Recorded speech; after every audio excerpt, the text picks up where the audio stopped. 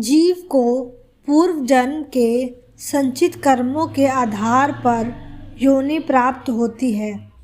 संचित शुभ कर्मों के आधार पर ही मनुष्य योनि प्राप्त होती है।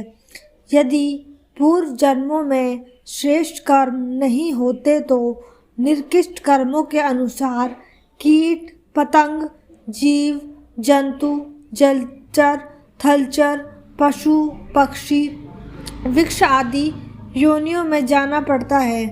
हमने श्रेष्ठ कर्म किए थे, इसलिए हमें मानव का जीवन प्राप्त हुआ। जीव जैसा कर्म करता है उसे वैसा ही फल मिलता है, इसलिए हमें शुभ कर्म करने चाहिए, अशुभ नहीं। शुभ व अशुभ कर्मों का फल अवश्य भोगना पड़ेगा। किया हुआ अशुभ कर्म कभी माफ नहीं होता। तीर्थ यात्रा, नदी स्नान आदि कर्म करने से ईश्वर अशुभ कर्मों को माफ नहीं करता।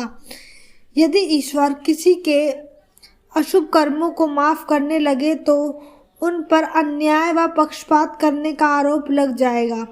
मनुष्य का अधिकार केवल कर्म करना है, फल देना परमात्मा का अधिकार है। जब तप, दान, पुण्य, यज्ञ आदि कार्यों को करने से व्यक्ति के चित्त की दूषित प्रवृत्तियों का निरोध होता है और मन की वृत्ति श्रेष्ठ होकर व्यक्ति को श्रेष्ठ कर्म करने की ओर प्रेरित करती है। पूर्व जन्म में किए गए श्रेष्ठ संचित कर्म और इस जन्म में किए गए कर्म से शुभ अशुभ फल भाग्य का सृजन होता है। इसी कारण जीवन में सुख व दुख आते हैं। उन्होंने कहा कि श्रेष्ठ कर्म दो प्रकार के होते हैं, एक सकाम और दूसरा निष्काम कर्म। सकाम कर्म करने से व्यक्ति को वर्तमान जीवन में फल प्राप्त होता है और निष्काम करने से भविष्य का निर्माण होता है। शास्त्रों ने श्रेष्ठ कर्म को ही धर्म माना है। सकाम कर्मों में गौपालन, दाग लगाना, अन्न की उत्पत्ति आदि कार्य करना है।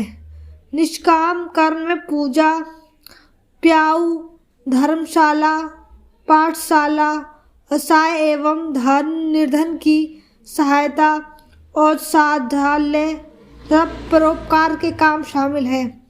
इन कर्मों के करने से मनुष्य को अगले जन्म का भाग्य प्राप्त होता है। इन्हीं को संचित कर्म कहते हैं।